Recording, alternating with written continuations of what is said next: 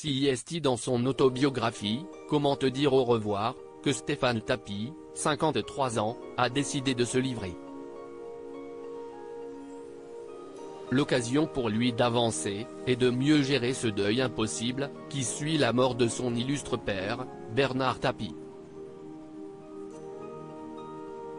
Celle aussi de se souvenir, de s'épancher sur ces 1000 histoires que ce père si singulier lui a permis de vivre.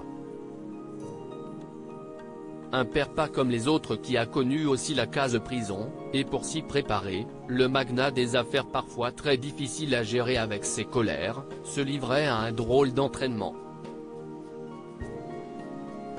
Ce 26 janvier cela aurait été son anniversaire. Pour cette occasion, nous avons décidé de nous plonger dans l'ouvrage de Stéphane Tapie. À la page 147, on découvre qu'en 1997 lorsque Bernard Tapie a compris qu'il n'échapperait pas à l'incarcération, et que sa condamnation à 8 mois ferme était définitive, l'homme d'affaires et ancien ministre a décidé de s'entraîner à la vie en prison, comme le rapporte son fils. 2 ou 3 heures par jour, parfois plus, il s'enfermait dans sa cave, sans téléphone bien sûr, avec juste un livre ou quelques feuilles de papier pour écrire, apprend-on.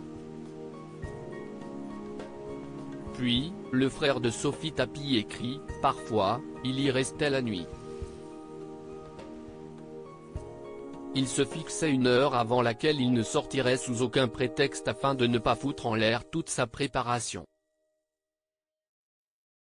Il se serait flingué un drôle d'entraînement qui ressemble au personnage que t'est Bernard Tapie. À ce moment-là, celui qui allait devoir aller en prison pour 8 mois entendait bien se conditionner, lentement mais sûrement à l'enfermement. Apprendre à être solitaire. Je pense que c'était une excellente idée. Si un homme comme lui, du jour au lendemain, se retrouvait entre 4 murs, il se serait flingué, partage Stéphane Tapie dans Comment te dire au revoir.